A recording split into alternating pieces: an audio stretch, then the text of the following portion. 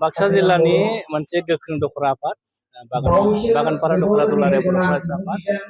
बिथांमोना बिथांमोननि 29थि बोसोरसालि जथुम्मा आरोबाव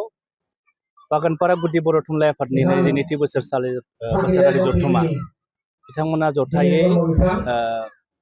साननैनि हाबाफारि लानानै खुंदोंमोन आरो दिनै जोबथा हाबाफारि गेवलां मेल आरो बेवहाय बाहागो लानानै आं जोबोद गोजोननाय मोनदों आरो जों फोथायो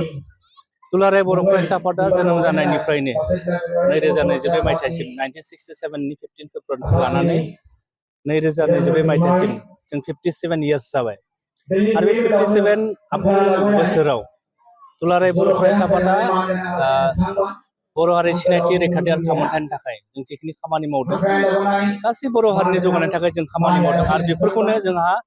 2 बोसोरनि थाखाय जोंहा बिबान बोथोराव जों फैयो आरो बे 2 बोसोरावनो जोङो गासै जोंनि बर' माहारिनि थाखाय जोङो मावनो थाखाय जों माखासे थांखि मावथांखि लायो आरो बेफोर थांखि आरो मावथांखिफोरखौ जोङो बोसोरसालियाव जथुम्मानि गेजेरजोंनो जोङो गेवलां मेलनि गेजेरजों रायजो राजानि जों फोरमायनाय जायो आरो बेवहाय फैनानै दिनै दुलाराय बर' फरायसा आफादा फैबाय थानाय समफोराव मा मावनो लादों